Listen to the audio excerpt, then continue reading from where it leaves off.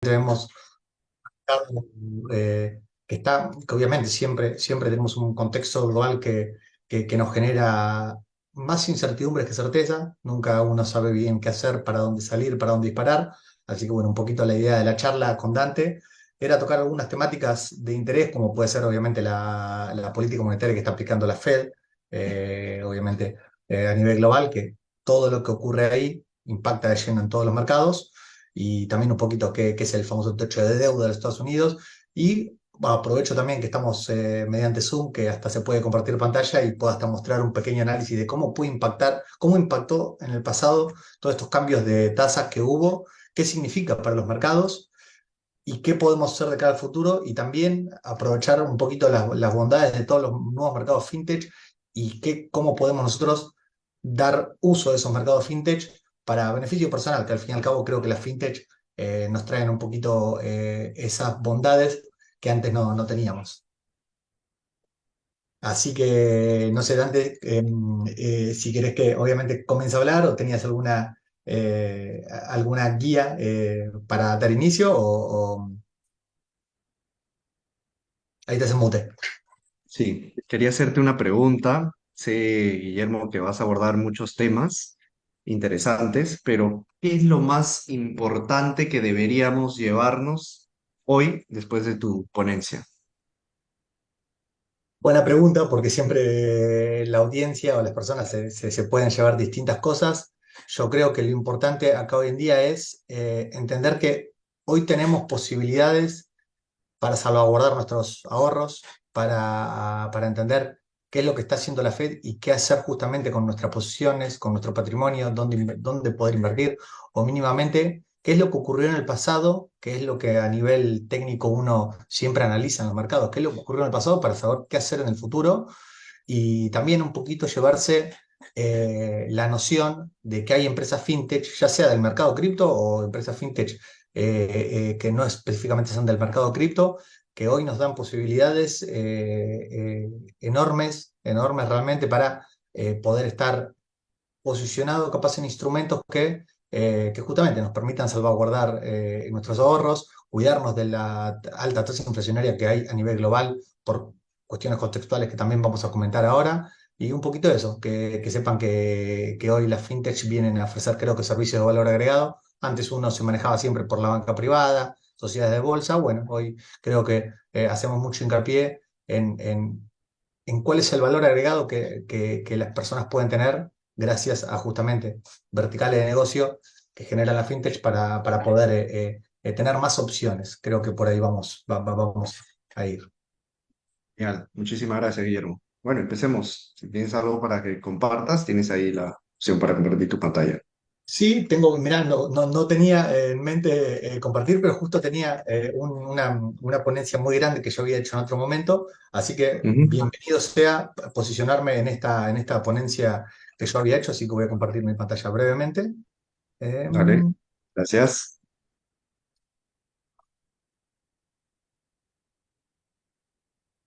Ahí Ya me vemos tu confirmo. pantalla, ¿eh? Ya vemos. Esta justamente es una ponencia que yo había hecho hace muy poco para otra exposición que tuve hace poco también, que apuntamos a temas muy similares porque realmente son temas de interés. Eh, Obviamente, gracias obviamente por la introducción, Dante, respecto a quién es Crypto Market, qué hacemos, dónde operamos, que operamos en todos esos mercados.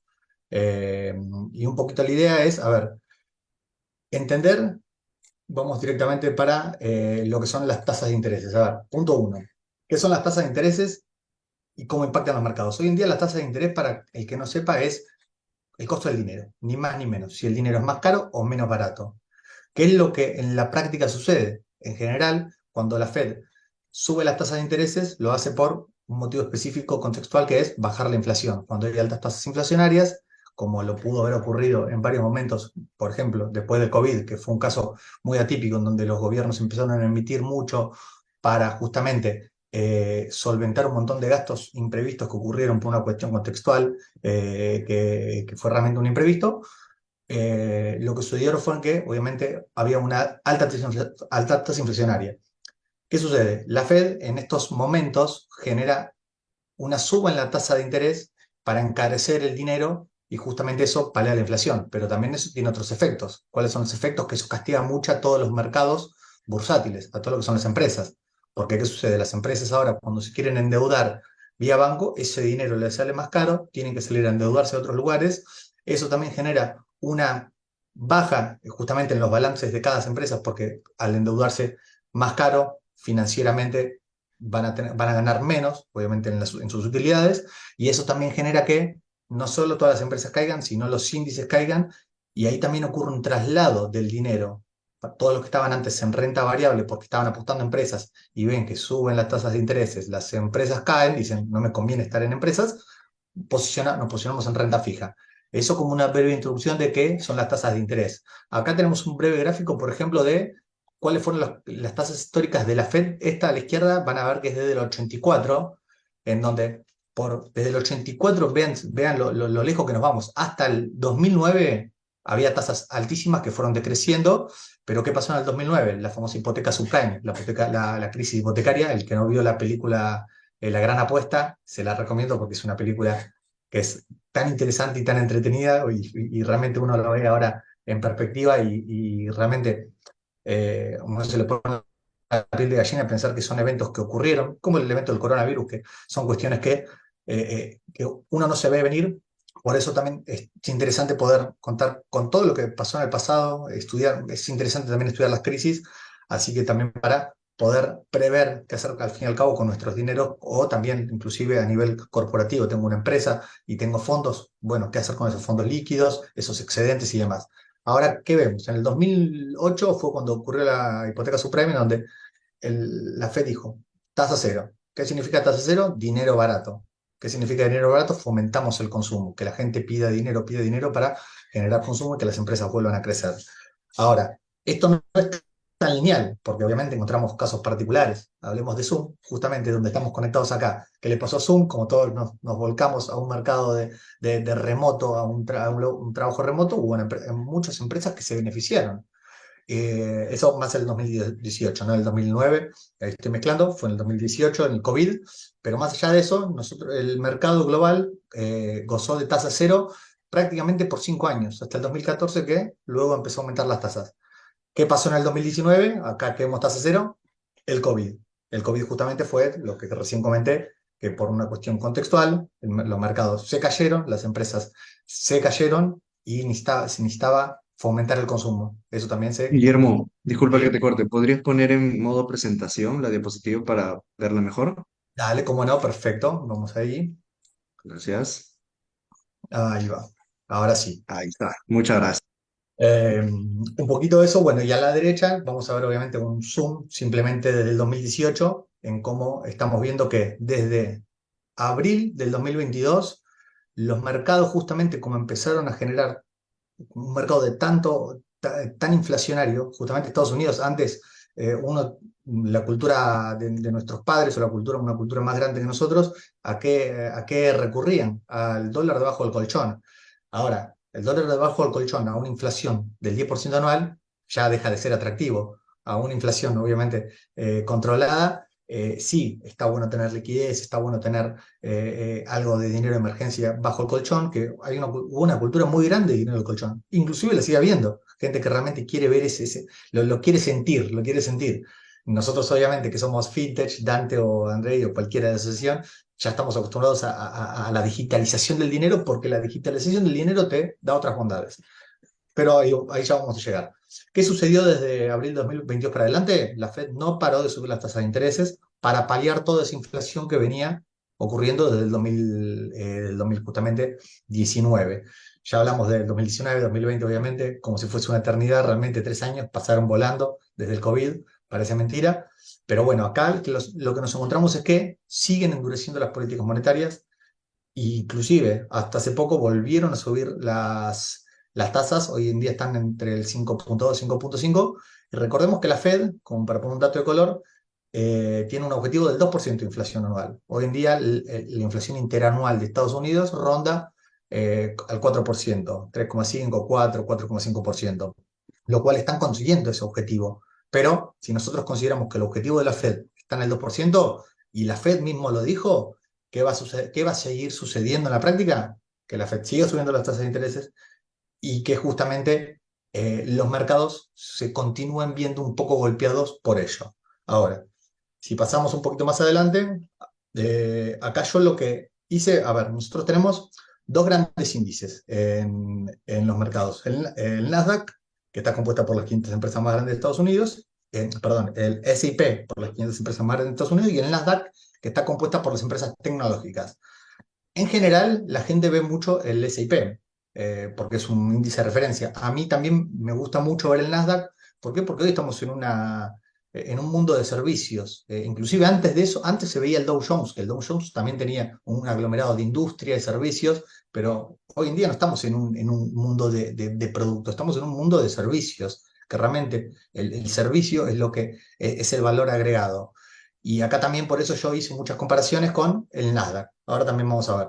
Acá estoy comparando, por ejemplo, dos gráficos. El del Bitcoin, obviamente para los que no saben un poquito contextual, obviamente yo como represento, una de las empresas que represento es CryptoMarket, que es la que opera en Perú.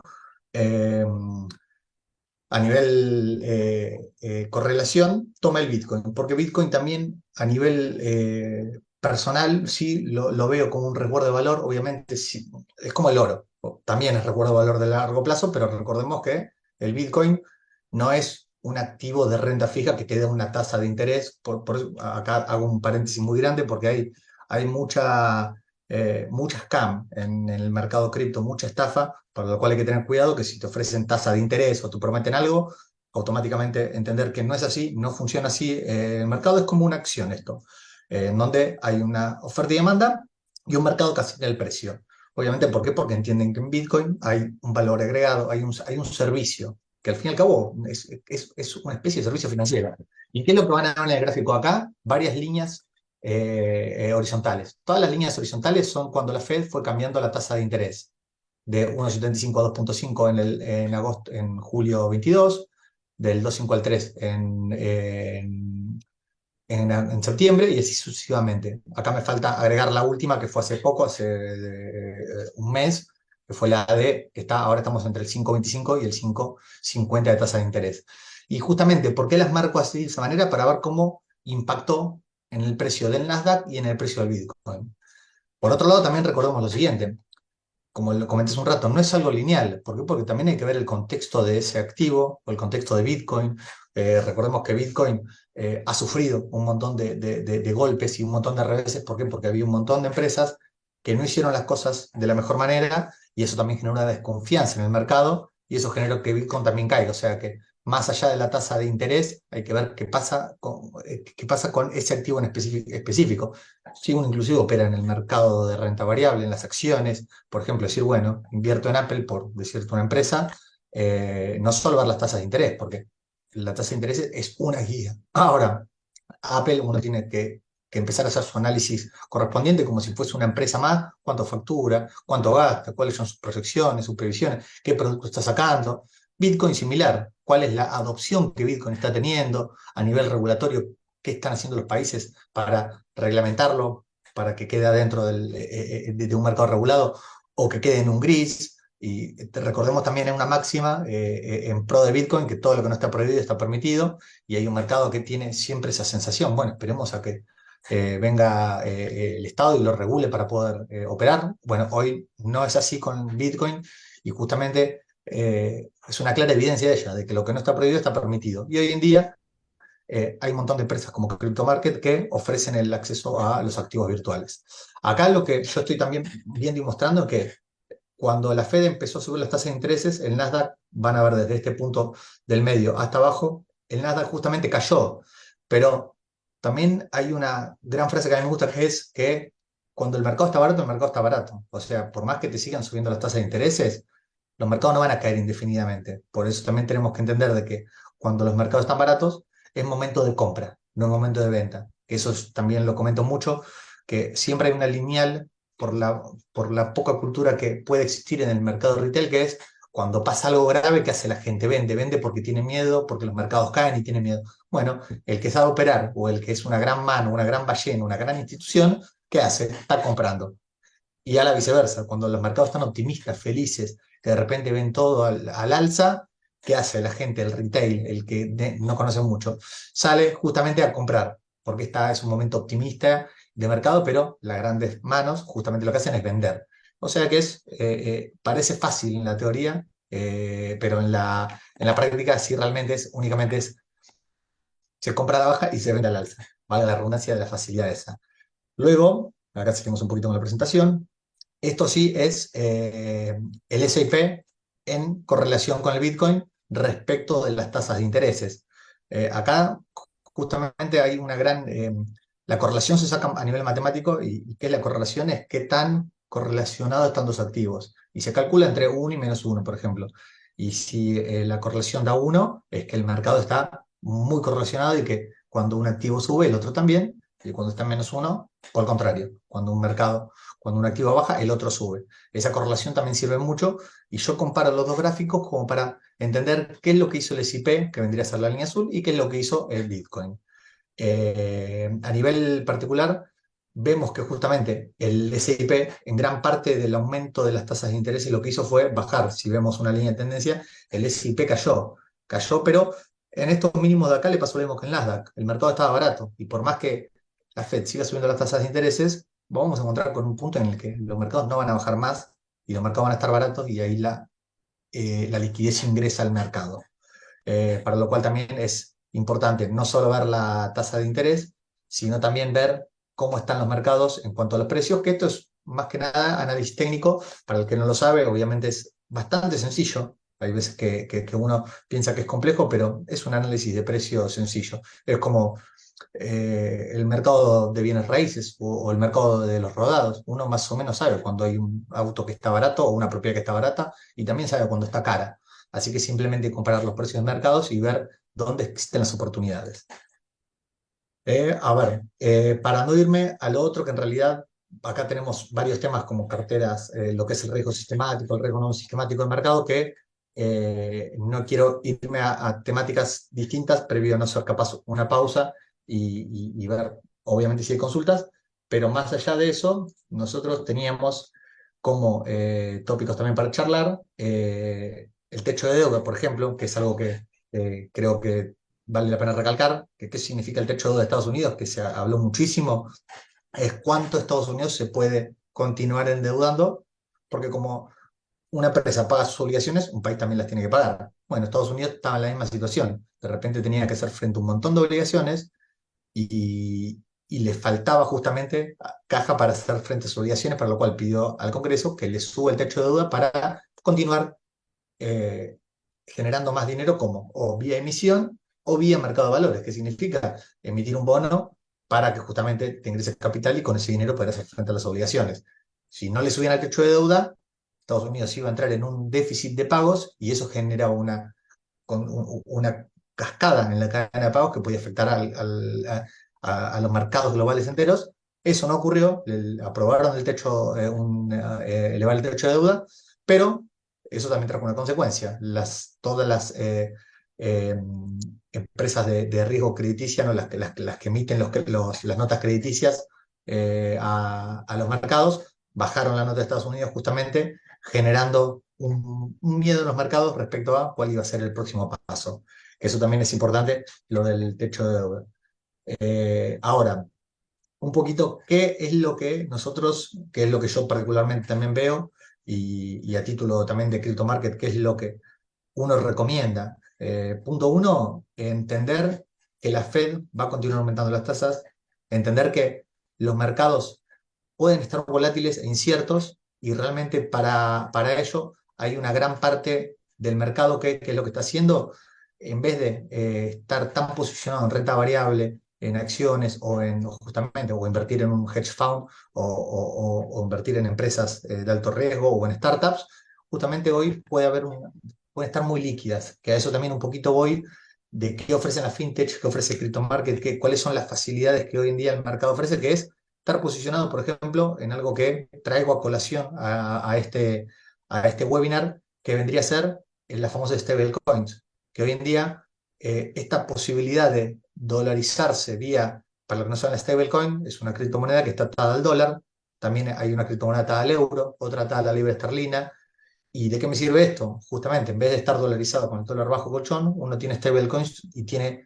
dolarizada de forma digital sus dólares en una plataforma.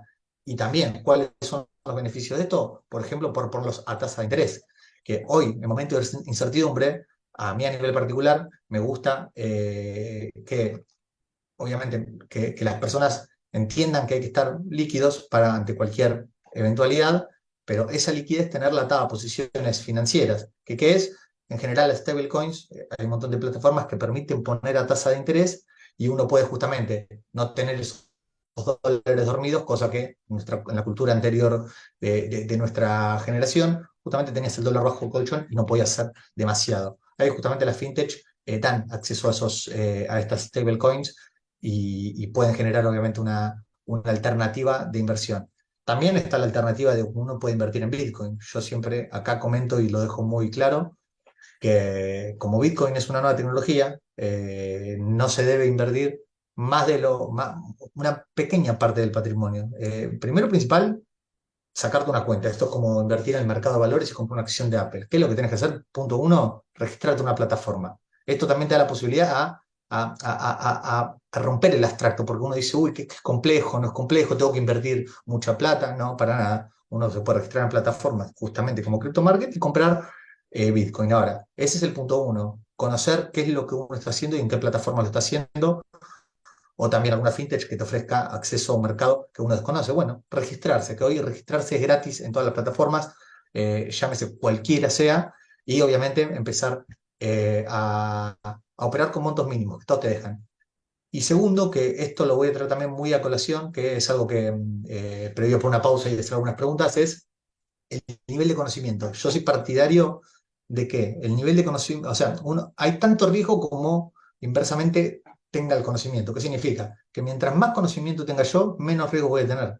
Y mientras menos conocimiento, más riesgo. Por eso también ocurre mucho que la gente que dice, uy, voy a invertir en Bitcoin o voy a invertir en el índice de S&P porque me dijeron que, por ejemplo, el S&P tiene un retorno histórico del 20% en dólares. Bueno, espectacular, voy a invertir porque tengo un 20% en dólares. Y si uno no sabe surfear esa ola del mercado, de repente capaz encontraste una tendencia bajista por algún contexto y obviamente te llevas una mala experiencia, para lo cual es muy importante capacitarse un poquito, entender, pero no dejar de hacer lo primero que comenté, que es registrarse en las plataformas, animarse, romper ese abstracto para que justamente uno empiece a conocer que el acceso a todos estos activos virtuales que hoy el mercado nos ofrece es realmente sencillo, como que uno piensa en general, hay una gran cultura de qué es esto, cómo se hace, hay muchas consultas y en general cuando uno empieza a hablar con las personas, hasta terminan con más incertidumbres de lo que empezaron, pero en general hoy tenemos, también lo digo, San Google, para obviamente investigar cualquier proyecto, estar arriba de los proyectos y también como otro frutilla del postre, casi todas las plataformas hoy tienen un sector de soporte, un sector donde uno puede consultar, que previo a invertir o previo a comprar o a entender de qué se trata, va a la plataforma, habla con soporte, cómo es esto, cómo funciona y seguramente ahí te van a saber decir. Eh, y también comentar un poquito de Bitcoin, ya que es uno de los fuertes, de los fuertes que tengo en cuanto a mi know-how, más allá del background corporativo que uno tiene. En general, Bitcoin hoy se conoce solo como un elemento especulativo, un elemento de inversión. Uy, puedo ganar, pues no puedo ganar. No, esto va mucho más allá. Esto es algo así como una nueva economía, porque justamente hoy Bitcoin permite que uno no dependa de un banco para lo que es una emisión de transferencia entre un país, un cross-border, entre un país y el otro. O no, el caso de Argentina, yo vivo en Argentina, hay una alta tasa de inflación, el dólar también tiene inflación, pero lo que me permite el Bitcoin es no depender de las características que los gobiernos nos generan con todo su manejo de tasa de intereses, emisiones, como que uno puede decir, bueno, dependo de las matemáticas, porque al fin y al cabo Bitcoin es matemáticas nada más, y en vez de depender de un gobierno, de un político, de un banco, dependes de las matemáticas y tenés un activo que opera 100% en Internet y depende de la comunidad, por así decirlo. Pero más allá de eso, hoy lo que es blockchain está generando muchas soluciones a nivel global, que justamente pago cross-border, pago nómina, pago a proveedores, pago entre personas. Yo a nivel particular, si le compro a algún amigo, le digo, bueno, te pago en USDT, te pago en Bitcoin, lo animo. a que utilicen estas herramientas. ¿Para qué? Para que conozcan, porque esto no es que es A o B, no es que decimos, bueno, todo all in a Bitcoin porque me parece espectacular, no, es tener parte de esto en las carteras de uno, tener diversificado, uno tiene siempre sus ahorros capaz en una casa, en un auto, bueno, en una acción de una empresa, en un hedge fund porque hay una startup interesante que vio que estaba para invertir, y también tener Bitcoin como una forma alternativa de, bueno, de tener un poquito diversificada la cartera. Y ahí hago una pequeña pausa para también no atolondrar de información a la gente que siempre soy de hablar mucho, pero bueno. Sí, Guillermo, muchas gracias. Justo estaba un poco meditando y procesando la información que estabas compartiendo y lo has respondido ahora en los últimos 2 minutos, pero imagino que la audiencia debe estar preguntándose qué es lo que debe motivar a una persona, porque de ahí quiero llevarte la pregunta hacia un líder o a a un representante o a un founder de alguna fintech que esté en el webinar, ¿qué es lo que nos debe motivar para decidir en adquirir un criptoactivo? ¿Cuál es el orden de prioridades o de decisiones para tomar ese paso, desde tu experiencia? Bien, a ver, punto uno, recordemos, por ejemplo, hay casos de uso muy grandes como Elon Musk con Tesla, que inclusive tenía Bitcoin en sus balances, o hay un montón de empresas que mantienen Bitcoin en sus balances como una forma de diversificación.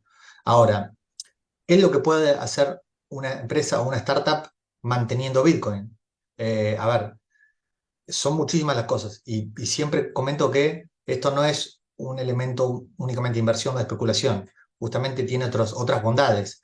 Y hoy en día muchas startups o muchas empresas lo que hacen es, en vez de hacer transferencias vía SWIFT, que son las tradicionales, con todos los costos que ello conlleva, retenciones impositivas, esto no implique que esté evadiendo, no, simplemente que estoy optimizando mi estructura financiera para hacer envíos y pagar menos, que sean más rápido. O sea que a nivel de startup y a nivel de empresas, hay un montón de empresas a nivel global que hoy utilizan las criptomonedas, no específicamente Bitcoin, porque recordemos que Bitcoin para lo que es el envío del dinero no es tan óptima, porque tarda un tiempo en acreditarse, es un poquito caro. Hoy se utilizan las stablecoins para lo que son los envíos.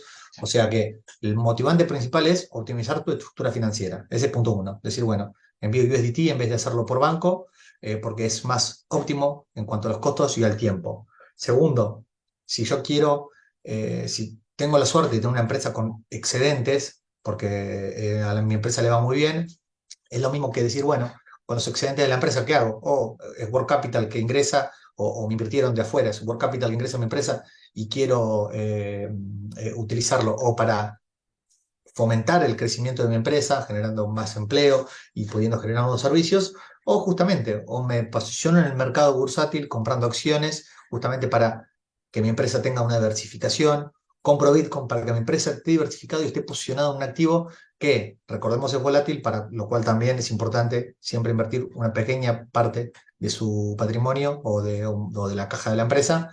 Pero los motivantes uno son entender que mejora los costos de envío, mejora las estructuras financieras y principalmente puede ser un activo interesante para que las personas y las empresas tengan una pequeña parte de su cartera de forma especulativa, por si el Bitcoin llega a subir. Ok, excelente. Y cuando ya decidamos dar este paso, ¿cuáles son las red flags que debemos identificar en las plataformas o en el proveedor que te va a dar este servicio, ¿no? Claro. Bueno, ahí hay un montón de red flags realmente, porque el mercado está lleno de empresas que no han hecho las cosas bien y eso generó una desconfianza en el mercado, porque, claro, y bienvenido sea también eso, porque las empresas que siguen de pie también se generó un estándar nuevo, se elevó el estándar de cómo esas empresas tienen que manejarse. Principalmente, más que red flags, es punto uno, algo que nunca lee nadie, que son los términos y condiciones de las plataformas, que es meterse en la plataforma para ver los términos y condiciones, para ver dónde está la sociedad radicada, si tiene una sociedad radicada, si tiene un domicilio, qué tan conocida es dentro del mercado, porque esto es lo mismo que invertir en una acción de Coca-Cola o invertir en una acción de Amazon. Las empresas que dan acceso a los mercados bursátiles en general son conocidas y siempre el boca en boca es lo mejor que uno puede tener para poder estar seguro de dónde se mete. En el caso de CryptoMarket también tenemos sociedades en todos los países donde operamos, tenemos el exchange también radicado en Irlanda bajo normas europeas. Hoy en día hay una licencia que se llama VASP, que es B corta ASP, que es Virtual Asset Service Provider, proveedor de servicios de activos virtuales, en donde también si uno tiene esas licencias, uno está tranquilo de que está operando en una plataforma segura, que también haya el famoso compliance, el famoso due diligence, que el compliance, para los que no saben, es si uno invierte en una plataforma que está manejando fondos de tercero, al fin y al cabo, esa plataforma te tiene que pedir documentación para identificarte como cliente y que estén justificados tus fondos, porque si viene alguien y quiere poner $1 millón en la plataforma y no te lo justifica, eso también es una red flag de que justamente esa plataforma puede estar haciendo las cosas no tan bien, porque justamente estas plataformas, al ser plataformas bancarizadas, tienen que cumplir todos los requisitos y normativas que los bancos centrales y que la UIF, en el caso de Perú, y que el ente recaudador, obviamente, norman para que las cosas funcionen bien. Así que en general es lo mayor que yo creería es términos y condiciones. Como la gente no los lee demasiado los términos y condiciones, el boca en boca es uno para entender que está operando en plataformas de confianza. Así que eso principalmente. Ok, Guillermo, muchas gracias. Una última consulta para que continúes. Igual ya nos quedan pocos minutos. Em, o quisieras complementar algo, no sé. Yo en realidad puse este cuadrito de fondo que me gustaba mucho, que este cuadro de Ujú. fondo, ¿qué es? Esto es más ni menos que el ciclo económico. El ciclo Ahí está, económico, mejor vamos para por ahí. Dale, dale, gracias. no saben, esto, así va la economía siempre. Pase lo que pase, la economía respeta esto, que justamente es cuando hay un PBI bajo porque los países no producen por una cuestión contextual, están en crisis, cuando el país empieza a producir porque empieza a mejorar y produce bienes y servicios y le va mejor internamente y externamente, hay un ciclo de recuperación. Luego, cuando el PBI sigue aumentando, hay una expansión que le sigue al auge, toda esta es la etapa de crecimiento, y recordemos que en el auge siempre hay un mercado optimista contento, pero cuando ocurren estos mercados tan optimistas, tan alcistas, tan todo, bueno, tenemos que tener cuidado, es lo que yo comenté hace un momento, que en las épocas en donde los activos están tan altos, puede ser momento de vender, justamente, y en los momentos de crisis, los momentos bajos son los momentos de compra, no al revés, y obviamente luego tenemos la recesión y la depresión. ¿Por qué muestro esto? No solo porque los activos, hay activos que tienden a seguir los ciclos económicos y hay activos que no tienden a seguir esto.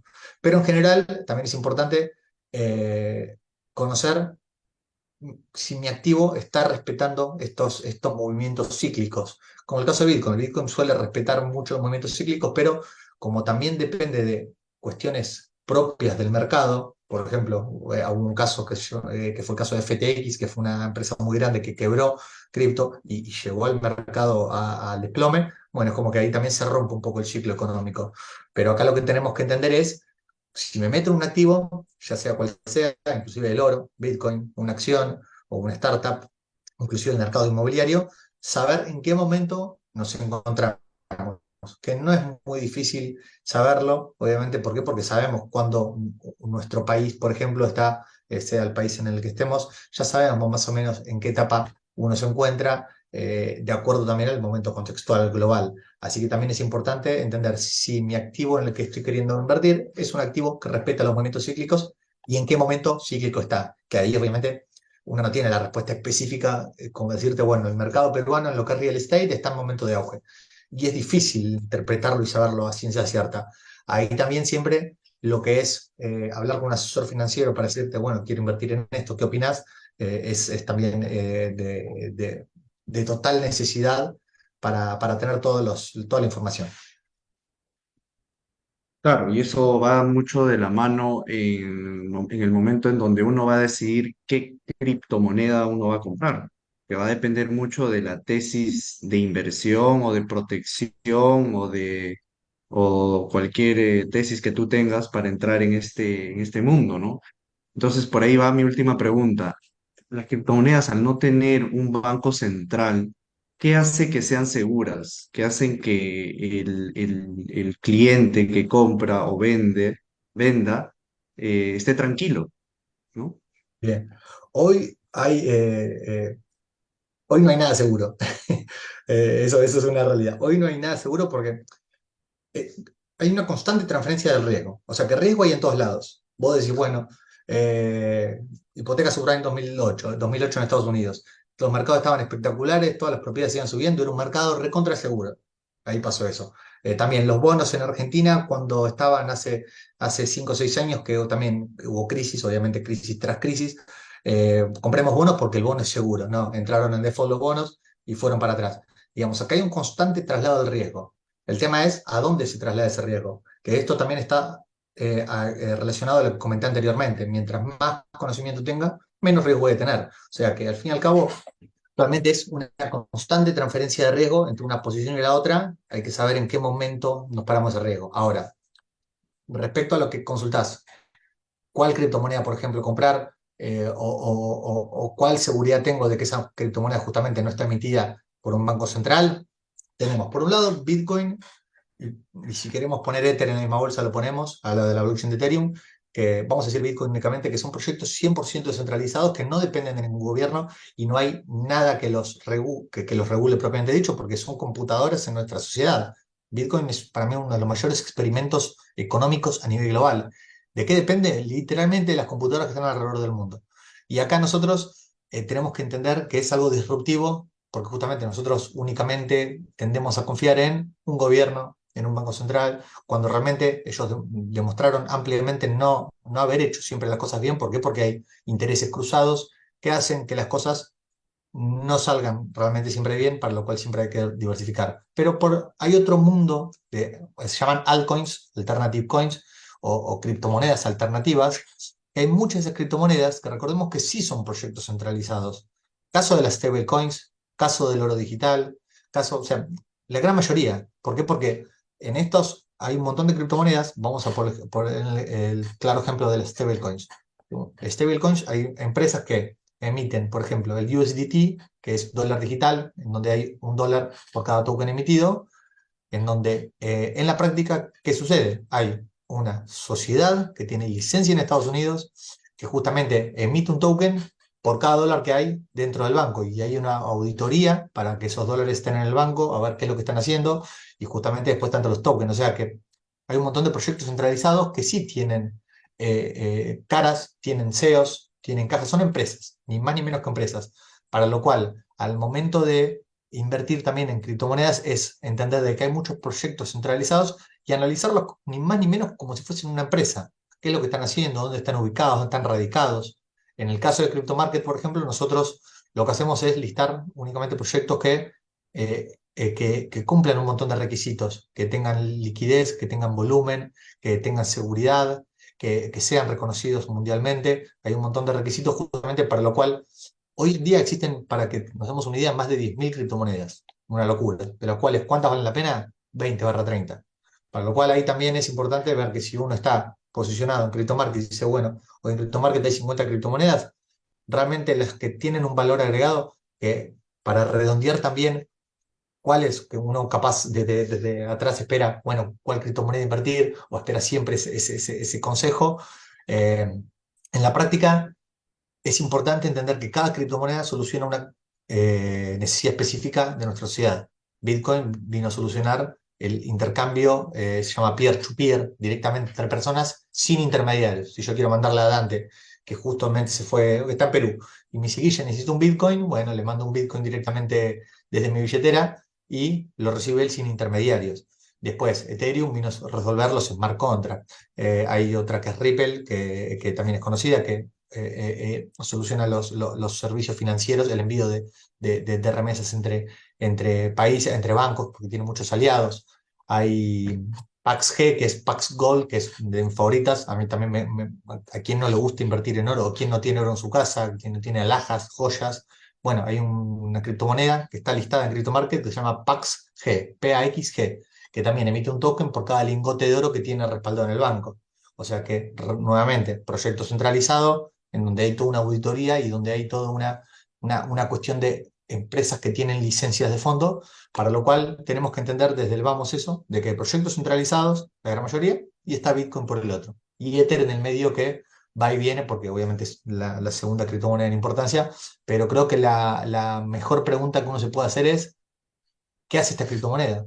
¿De qué sirve? Y justamente ahí empiezas a indagar, a indagar. Hay una página que se llama coinmarketcap.com o coingecko.com en donde están todas las criptomonedas listadas. Uno cliquea ahí, ve cuál es la capitalización de esa criptomoneda, en qué exchange está listado, un pequeño detalle de para qué sirve. Así que un poquito es tener curiosidad de qué es lo que hace la criptomoneda. Y una vez que uno investigó y sabe de qué se trata, va a invertir o va a usarla o va a hacer uso de eso con otra mentalidad. De acuerdo, Guillermo. Bueno, vamos cerrando la sesión mientras invito a las personas a que puedan hacer sus preguntas, las preguntas de cierre. Y si no, vamos ya resumiendo un poco, Guillermo, ¿con qué te quedas de la ponencia? ¿Qué es lo que recomiendas?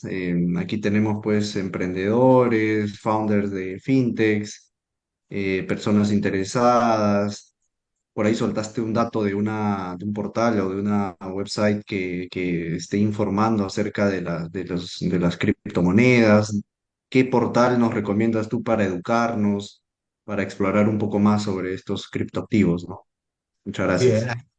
ahí dejo, mira, varios en el chat, estoy dejando varios links de intereses. Obviamente, CryptoMarket si quieren registrarse, coinmarketcap.com para investigar criptomonedas, CoinGecko también para investigar criptomonedas. Eh, Hay un montón también. Glassnode es interesante si quieren seguir datos estadísticos. Glassnode, pero bueno, acá también, eh, como no hubo tantas preguntas, me gustaría también que si alguien se anima a hacer alguna pregunta, si tiene alguna duda, que no duden en hacerla. Que a mí realmente me gusta más el intercambio entre personas, creo que es mucho más gratificante que hablar uno mismo, es donde mejor salen las preguntas y respuestas. Pero creo que yo a nivel personal, Dante, mantengo lo que dije al principio de la charla. Vine de Perú hace poco para trabajar, pero aproveché obviamente a conocer, aproveché a darme cuenta por qué tienen la mejor gastronomía global.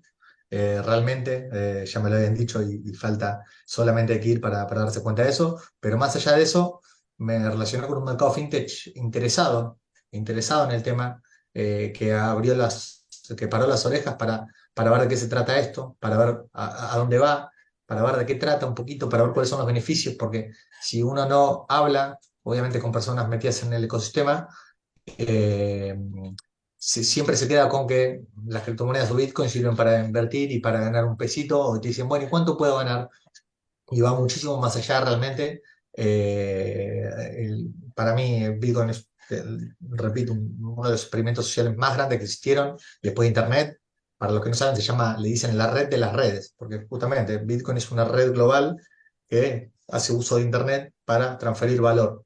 ¿Qué valor? Recordemos la diferencia entre valor y precio, que es algo que no comenté, pero siempre digo, una cosa es el precio y otra cosa es el valor. El precio simplemente es un número, algo que le asigna al mercado, pero el valor es qué vale eso para la sociedad por el momento en el que está o por qué vale eso. Justamente que está relacionado a lo que dije hace un momento de decir qué resuelve ese algo en nuestra sociedad. Así que principalmente, mira, hay una pregunta.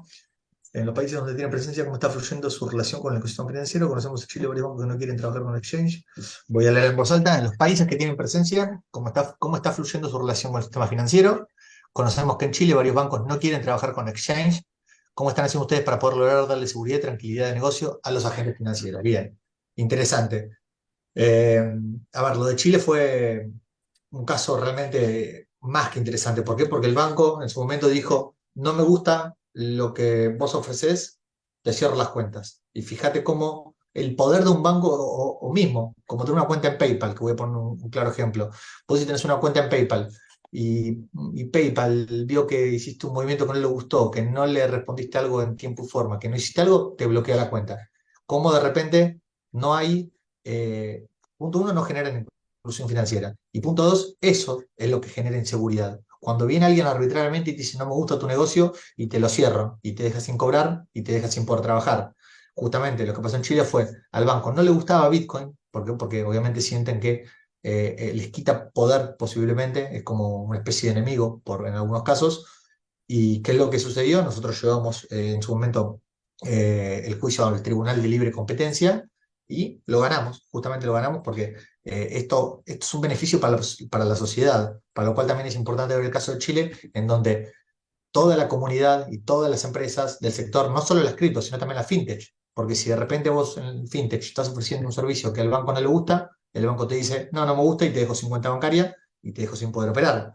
Por lo cual, en contraparte a esa pregunta, lo que genera más inseguridad para los usuarios es la arbitrariedad que pueden tener los bancos al momento de decir qué negocio opera y cuál negocio no opera, entendiendo que uno cumple con todos los estándares altos. Ahora, volviendo a la pregunta, en todos los países nosotros tenemos una excelente relación más allá de Chile, que mejoró, esto fue ya hace 4 años, si no me equivoco, 5 también, en donde en Argentina, en Chile, en Brasil, en Colombia, en Perú, todos tenemos cuentas, o sea, para operar en Crypto Market, uno tiene que depositar, en el caso de Perú, tiene que depositar soles peruanos. Bueno, nosotros tenemos cuenta en varios bancos y en varios bancos saben qué es lo que hacemos. Nosotros nos presentamos de antemano a los bancos y le decimos, somos esto, estos son nuestros socios, esta es mi cara, yo soy Guillermo, me dedico a esto, la plataforma funciona así, cumplimos con todo lo que son la documentación de origen de fondos, cumplimos con el protocolo de conoce a tu cliente, sabemos quiénes están detrás, esta es nuestra tecnología. Open source, en este caso open mind, de decir, bueno, acá nosotros estamos para decir qué somos y es lo primero que hacemos cuando desembarcamos un país a cualquier jurisdicción.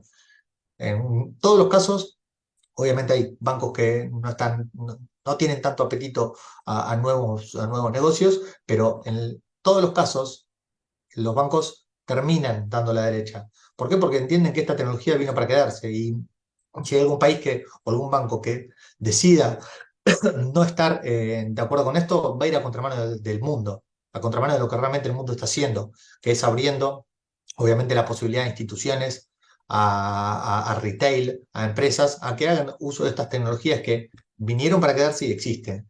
Y respecto a cómo están haciendo para poder dar seguridad, nosotros en todos los mercados siempre tenemos más de un banco, que son tener dos, tres, cuatro bancos como backups para poder seguir operando y en general no vamos a jurisdicciones en donde veamos que hay un riesgo de que no podamos operar, como el caso de Venezuela. En Venezuela es muy difícil abrir cuentas bancarias para empresas además de la alta tasa de inflación, por un montón de cuestiones de seguridad extra, que nosotros decimos, bueno, no será el momento, será el momento más adelante, o sea que hoy operamos en mercados, eh, no te voy a decir crypto friendly, pero sí pro fintech.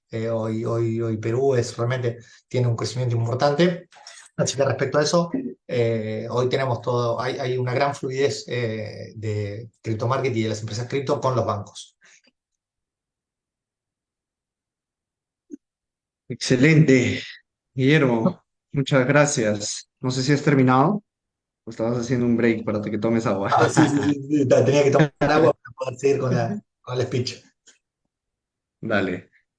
Bueno, bueno, Carla te acaba de agradecer. Muchísimas gracias, súper interesante, dice. Ah, Bueno, bueno, hemos llegado al final, Guillermo. Quiero agradecerte a nombre de la Asociación FinTech del Perú y de manera personal por darte este tiempo. Sé que hay mucho pan por rebanar, se tiene que hablar mucho de educación financiera en esta vertical que son los criptoactivos. Gracias por estas páginas que nos has dejado para poder investigar, leer. Yo creo que aquí hay un tema que, que se ve en todas las verticales de la industria fintech, ¿no? Que es la confianza, ¿no?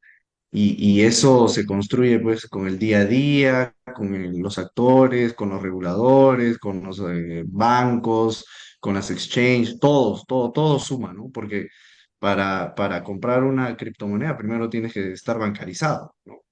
O existe alguna manera de comprar una cripto sin estar bancarizado. no, hoy sí, hoy nosotros, por ejemplo, ahora en Perú, en breve vamos a sacar, que spoileo un poquito, el directorio capaz me reta, pero spoileo un poquito que si en Perú vamos en breve a sacar justamente el poder comprarlas en efectivo. ir a una boca de pago, acá yo lo llamo de boca de pago, allá ustedes tienen otro nombre, en donde uno puede, donde paga el efectivo en boca de pago y podría comprarla directamente con efectivo, cumpliendo todo lo que es el protocolo de, obviamente, documentación. Como repito, si alguien quiere venir a comprar y te pone 10 millones de soles peruanos, bueno, tenés que poder justificar eso. Mientras esté justificado eso, nosotros vamos a empezar a sumar nuevas pasarelas bancarias, nuevas pasarelas, nuevas formas de cash-in y cash-out en soles, justamente para poder hacerlo en efectivo. Así que también eso también, yo creo que eso genera inclusión financiera específicamente, porque si dependemos solo de un banco, caemos en la misma. Así que creo que inclusión financiera es poder también todos los mercados, y más en Argentina pasa mucho, en Perú me di cuenta de que también pasa, hay un mercado que sigue manejando dinero en efectivo porque no lo quiere tener el banco, lo tiene en la casa, lo tiene guardado, no significa que sea dinero en negro, pero bueno, es importante también saber que vamos a sumar de a poquito en Crypto Market nuevas formas de ingreso y egreso del saldo en soles peruanos. Y ahí también, Buenísimo. Dante, dejé, para los que gusten seguirme, dejé mi Instagram, en donde estoy generando contenido de mercados, de un montón de cuestiones para que la gente esté informada. Y abajo, bueno, mi Linktree, que es donde están todas mis redes sociales y demás. Buenísimo, Guillermo. Felicitaciones por la presentación. Sé que hay mucha información que compartir y bueno, y los retos y la información que nos has develado de los próximos proyectos que tienen en Crypto Market. Los felicito. Agradezco personalmente a título de la Asociación FinTech Perú a todas las personas que han asistido. Los invito a seguirnos en las redes de Guillermo y también en las redes de la Asociación FinTech. Estamos muy activos, sobre todo en LinkedIn y en Facebook. Así que muchísimas gracias y buenas noches a todos. A ustedes